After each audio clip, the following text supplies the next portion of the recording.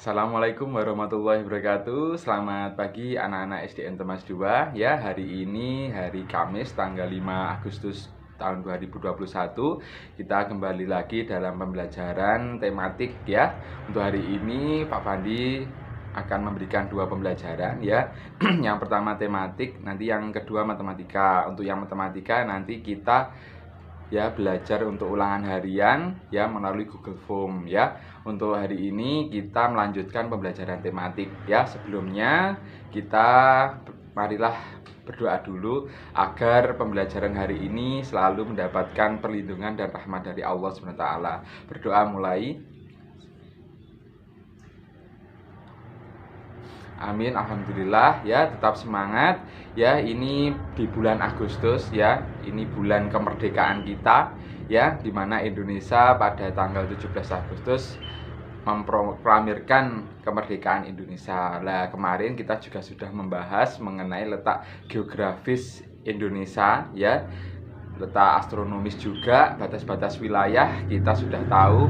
Nah, hari ini kita akan membahas mengenai pulau-pulau yang ada di Indonesia dan bagaimana persebaran penduduk dan yang lain-lainnya. Nah, dan juga kita membahas mengenai nilai-nilai Pancasila yang terkait dengan keadaan di Indonesia ya. Sekarang ikuti pembelajaran tematik dari Pak Fandi, simak dengan baik. Nanti untuk tugas Pak Fandi share melalui grup di WA ya.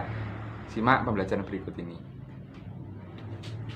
Kan bangsa yang dikaruniai Tuhan dengan sumber daya alam yang sangat beragam dan melimpah.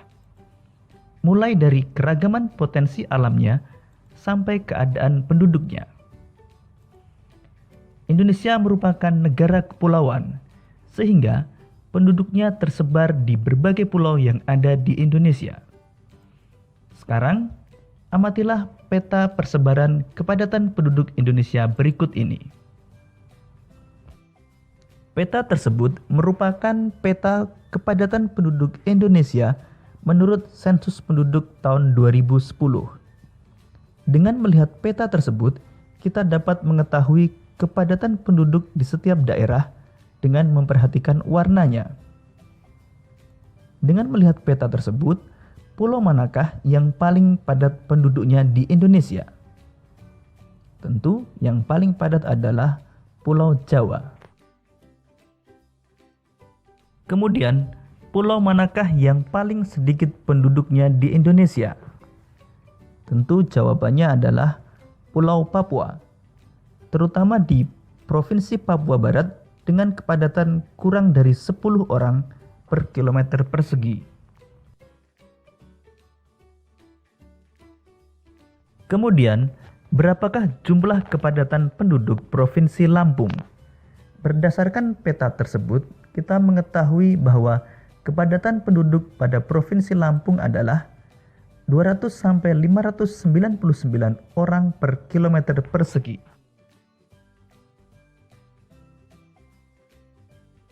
Selanjutnya, berapakah jumlah kepadatan penduduk Provinsi Papua Barat?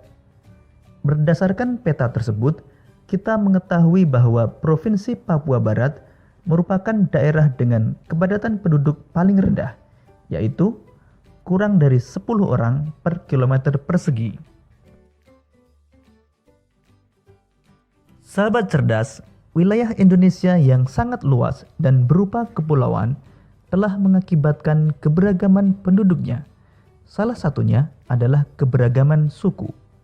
Sekarang, mari kita belajar untuk mengenal suku-suku yang mendiami pulau-pulau yang ada di Indonesia. Sekarang mari kita pasangkan antara pulau dengan suku bangsa yang mendiaminya. Untuk gambar pertama, Pulau Papua. Suku bangsa yang mendiaminya adalah gambar pertama. Suku bangsa yang mendiami daerah Papua antara lain suku Asmat, suku Dani, suku Sentani, dan suku Arfak. Gambar selanjutnya, Pulau Sumatera. Suku yang mendiami Pulau Sumatera ditunjukkan oleh gambar kedua. Suku yang mendiami Pulau Sumatera antara lain suku Aceh, suku Gayo, suku Batak, dan suku Minangkabau.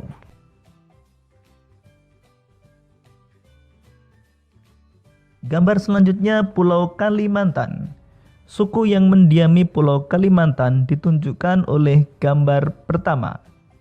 Suku yang mendiami Pulau Kalimantan antara lain suku Dayak, suku Kutai, suku Banjar, dan suku Tidung.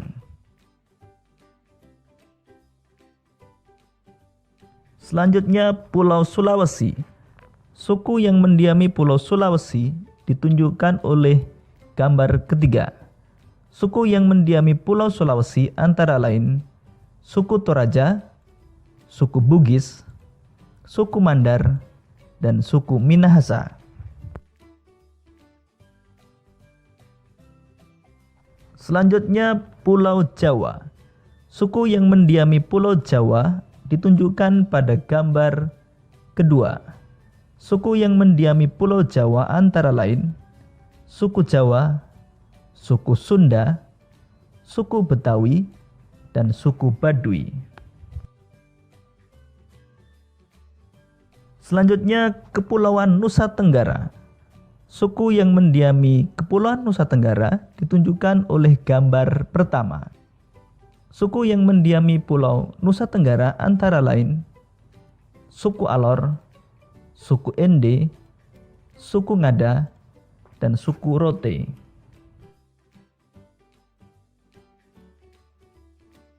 Selanjutnya Kepulauan Maluku. Suku yang mendiami Kepulauan Maluku ditunjukkan pada gambar ketiga. Suku yang mendiami Kepulauan Maluku antara lain suku Banda, suku Seram, suku Aru, dan suku Buru. Selanjutnya Pulau Bali. Suku yang mendiami Pulau Bali ditunjukkan oleh gambar pertama. Suku asli Pulau Bali adalah suku Bali. Demikian tadi sahabat cerdas persebaran suku bangsa yang ada di Indonesia. Selain keberagaman suku bangsa, Indonesia juga dianugerahi keberagaman agama. Saat ini ada 6 agama yang diakui oleh pemerintah untuk dianut oleh masyarakat, yakni Islam, Kristen, Katolik, Buddha, Hindu, dan Konghucu. Adapun Islam menjadi agama dengan jumlah pemeluk terbesar di Indonesia. Meskipun beragam, namun kerukunan antar umat beragama merupakan hal yang harus dijaga.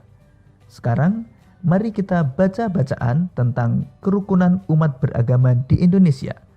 Kemudian kita akan menentukan ide pokok setiap paragraf.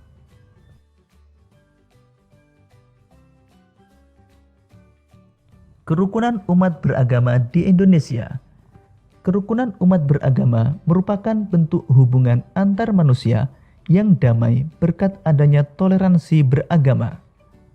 Toleransi beragama adalah suatu sikap saling mengerti dan menghargai tanpa adanya sikap membeda-bedakan dan mengecilkan umat agama lain. Kalimat utama pada paragraf di atas terdapat pada kalimat pertama. Jadi, ide pokok pada paragraf tersebut adalah kerukunan umat beragama merupakan bentuk hubungan antar manusia yang damai berkat adanya toleransi beragama.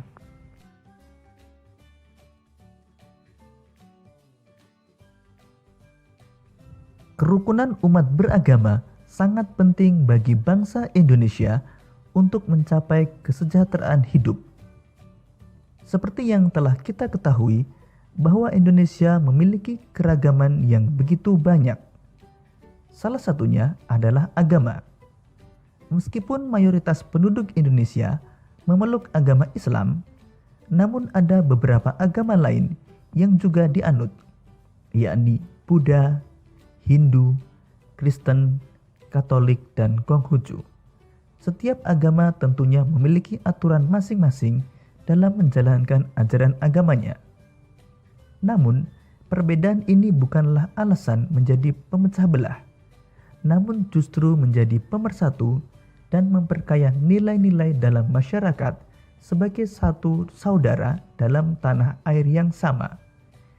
Kita harus menjaga kerukunan umat beragama agar bangsa dan negara kita tetap menjadi satu kesatuan yang utuh. Kalimat utama pada paragraf tersebut terdapat pada kalimat pertama, sehingga ide pokok paragraf kedua adalah kerukunan umat beragama sangat penting bagi bangsa Indonesia.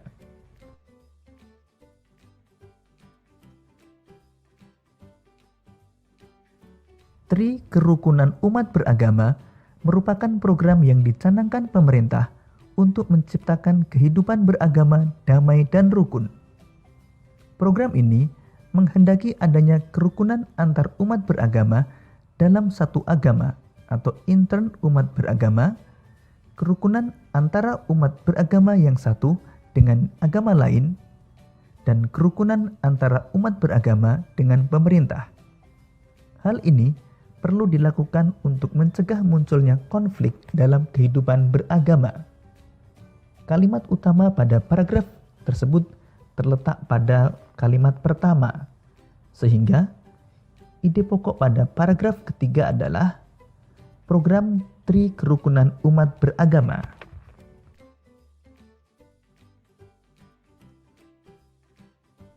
Tri Kerukunan Umat Beragama bertujuan agar masyarakat Indonesia bisa hidup dalam kebersamaan, meskipun banyak perbedaan. Program ini harus diwujudkan agar tidak terjadi pengekangan dan pengurangan hak-hak dalam menjalankan ajaran agama, seperti dalam pendirian rumah ibadah, pelaksanaan ibadah dan hari besar keagamaan, serta penyiaran agama. Kalimat utama pada paragraf keempat terletak pada kalimat pertama, sehingga ide pokok paragraf keempat dapat kita tuliskan tujuan Tri Kerukunan Umat Beragama.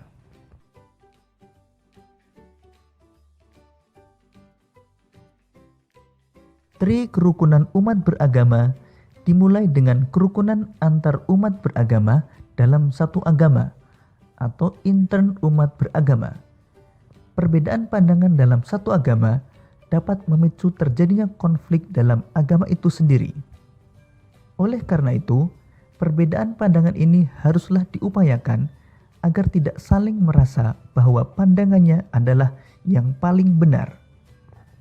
Kalimat utama pada paragraf kelima terletak pada kalimat pertama, sehingga ide pokok dapat kita tuliskan Tri Kerukunan Umat Beragama yang pertama, yaitu kerukunan antar umat beragama dalam satu agama.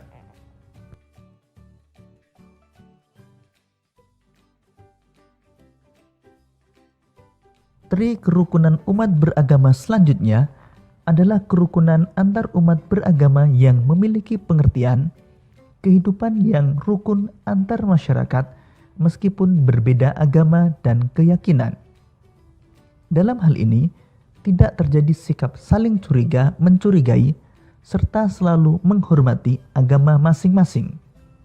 Selain itu, juga tidak saling memaksakan agama kepada orang lain. Kalimat utama terletak pada kalimat pertama, sehingga ide pokok pada paragraf ke-6 adalah Tri Kerukunan Umat Beragama yang kedua, yaitu kerukunan antar umat beragama.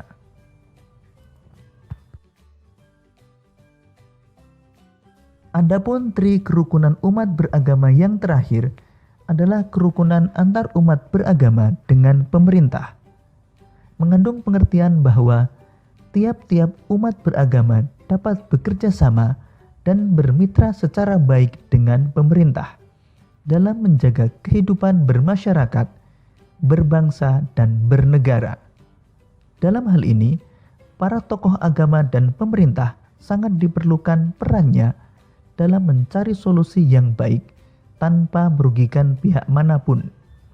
Kalimat utama pada paragraf ke-7 terletak pada kalimat pertama, sehingga ide pokoknya adalah Tri Kerukunan Umat Beragama yang ketiga, yaitu kerukunan antar umat beragama dengan pemerintah.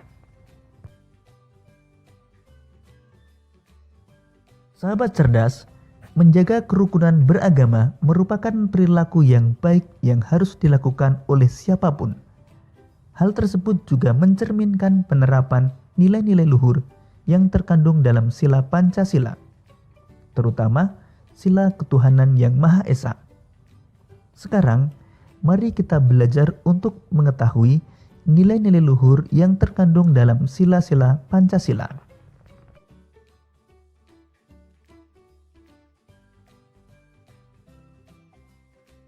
Sila pertama, ketuhanan yang Maha Esa. Nilai-nilai luhur yang terkandung dalam sila pertama Pancasila antara lain keyakinan terhadap Tuhan yang Maha Esa, menghormati kebebasan menjalankan ibadah sesuai keyakinan, tidak memaksakan agama kepada orang lain, dan hidup rukun antar sesama umat beragama.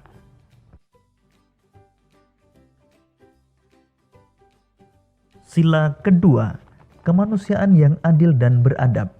Nilai-nilai luhur yang terkandung dalam sila kedua antara lain saling mencintai sesama manusia, gemar melakukan kegiatan kemanusiaan, dan menjunjung tinggi nilai-nilai kemanusiaan. Sila ketiga, Persatuan Indonesia. Nilai-nilai luhur yang terkandung dalam sila ketiga Pancasila antara lain menumbuhkan rasa cinta tanah air, cinta perdamaian dan persatuan, dan rela berkorban demi bangsa dan negara.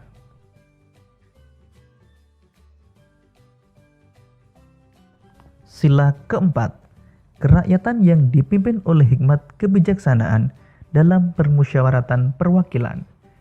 Nilai-nilai luhur yang terkandung dalam sila keempat Pancasila antara lain melaksanakan musyawarah untuk mufakat, menjunjung tinggi hasil keputusan musyawarah, mengutamakan kepentingan dan tujuan bersama, dan tidak memaksakan kehendak kepada orang lain.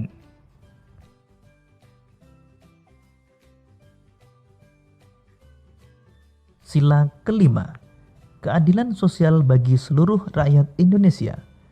Nilai-nilai luhur yang terkandung dalam sila kelima Pancasila antara lain menghormati hak orang lain, menghargai hasil karya orang lain, mengembangkan suasana kekeluargaan dan gotong royong, dan bersikap adil. Sahabat cerdas, Pancasila menjadi pandangan hidup bangsa Indonesia. Maka dari itu, perilaku dan sikap masyarakatnya haruslah mencerminkan nilai-nilai luhur Pancasila. Meskipun demikian, sering kita jumpai dalam kehidupan sehari-hari perilaku orang-orang sekitar kita yang tidak mencerminkan nilai-nilai Pancasila. Berikut ini beberapa contoh perilaku yang tidak mencerminkan nilai-nilai Pancasila.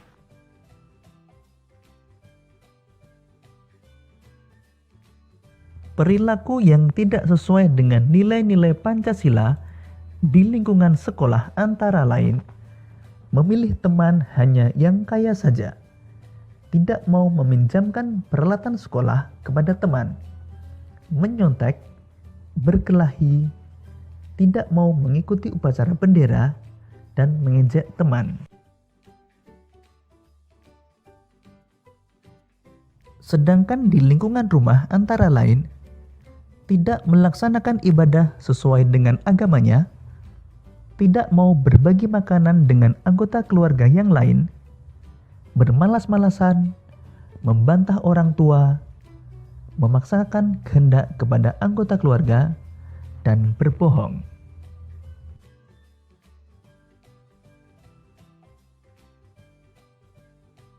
Kemudian di lingkungan masyarakat, tidak mau menjenguk tetangganya yang sakit, melarang orang lain melakukan peribadahan sesuai dengan agamanya, minum minuman keras dan berjudi, tidak mau mengikuti kegiatan kerja bakti, ronda, dan rapat lingkungan, suka pamer kekayaan, dan mencuri.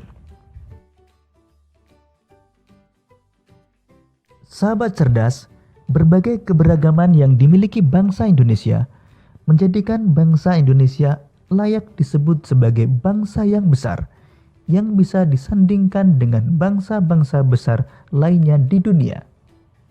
Berikut ini beberapa faktor yang membuat bangsa Indonesia menjadi bangsa yang besar. Di antaranya, 1.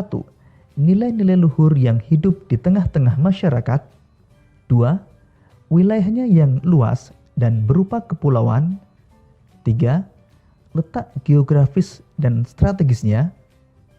4. Besarnya jumlah penduduk. 5.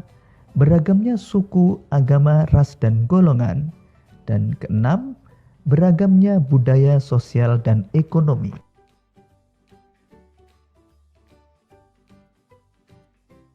Demikian tadi sahabat cerdas pembelajaran kita pada tema 1, subtema 2, dan pembelajaran ketiga.